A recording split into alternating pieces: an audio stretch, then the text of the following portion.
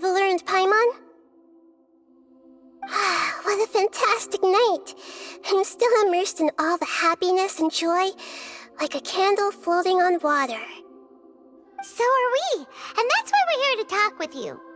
Is there anything you want to know?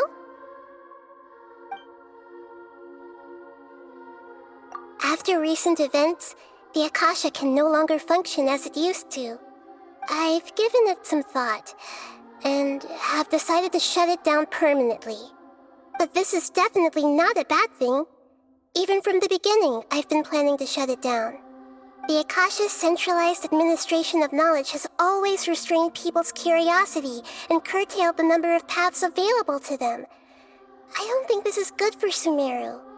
Although people may initially feel a little uncomfortable with the loss of the Akasha, they will soon understand that this life is more suitable for them.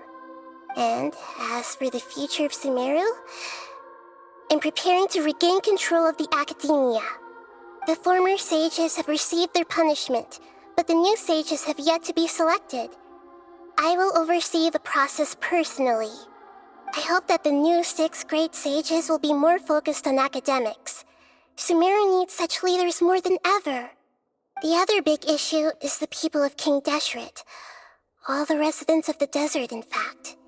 They have been mistreated for far too long. I've already taken some measures to address this.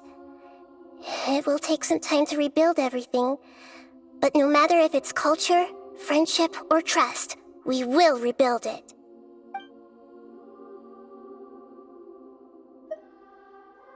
You mean, what happened after the doctor put you to sleep?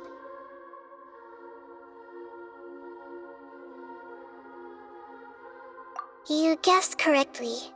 The top-ranked Fatui Harbingers, up to number 3, possess power comparable to that of gods. I was no match for him in that kind of situation. However, in spite of the bad situation, I still managed to make a fair deal with the doctor. I'm sure you remember the entity that changed your fate, the Heavenly Principles. In fact, the Heavenly Principles has been quiet since the Conria disaster 500 years ago. I used this point as leverage against the doctor. I told him that the Heavenly Principles may be awakened if I destroyed Enosis. Although it's just a bluff, he still fell for it. I assumed that the Heavenly Principles wouldn't just stand by and let such extensive damage to its laws take place.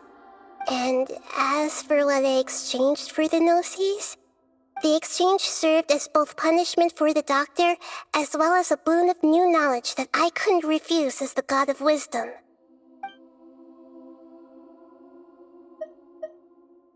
He's still in a coma. I've hidden him like how one would hide a feather.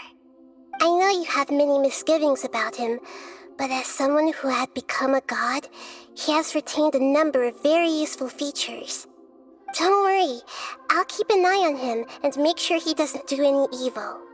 In addition, there are still some mysteries left in him. Some things may be very clear from my perspective, but he has still yet to understand them himself. His future will be determined by fate.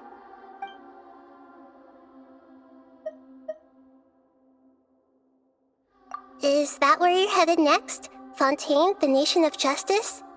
As far as I know, that nation operates in a judicial system.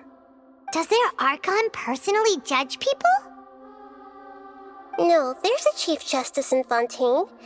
Generally speaking, the Hydra Archon, Focalor, won't preside over individual trials. However, even then, Focalor will still make herself present at just about every trial. It seems that she just likes to immerse herself in that sort of atmosphere. As Archon, she still reserves the right to influence the final verdict. Anyway, let's just say she's got, a very unique personality. Are you sure? Isn't there something else you haven't asked about yet? Huh? You mean... About your brother. While you were resting at Gandharvaville, I took some time to perform an Irminsul search for information on your brother.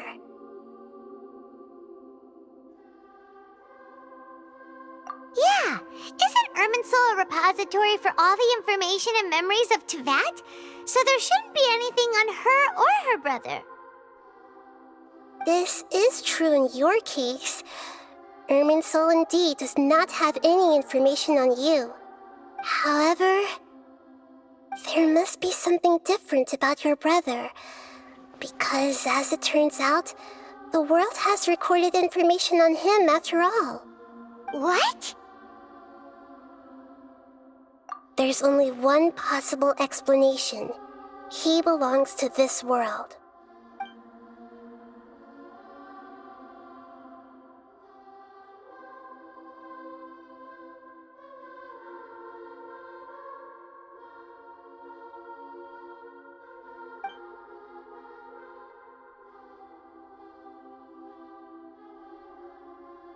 But nothing about this makes any sense!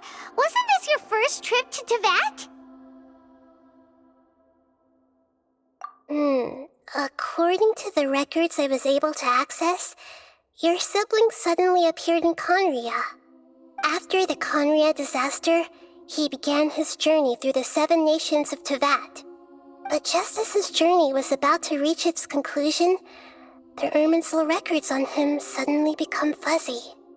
What do you mean, fuzzy? Did something happen to him? All I know for sure is that somebody, for reasons only they can know, is deliberately obfuscating his fate. And whoever it is, if they can do that, who knows what else they're capable of. But even that wouldn't explain how he somehow comes from this world. Something else I noticed was that according to these records, the Fatui have not classified your sibling as one of the Descenders.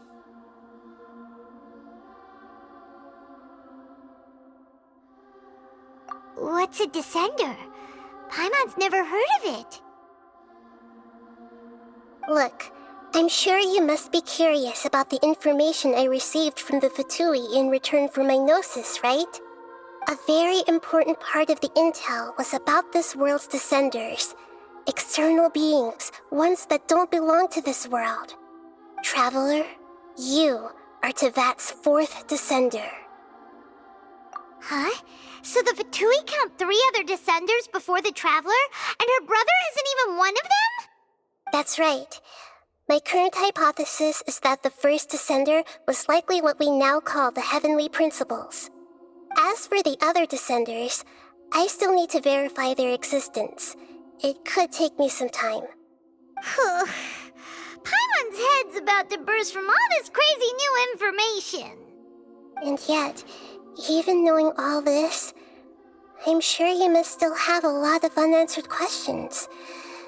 I must say, I truly regret that I can't help you more as the God of Wisdom. There are many questions in my heart as well. I will need some time to go through each one of them. And soon, you'll also begin your journey anew and depart from Sumeru. I'm very interested in your future. It's a journey that can't be observed or recorded by this world. If fate is the ultimate knowledge, then your future will be the ultimate fate. Paimon's sure glad we got to meet you, Nahida. The pleasure is all mine. I can't thank you enough. Alright, that's enough talk for today. If you ever miss me, just close your eyes, and maybe I'll appear in your dreams.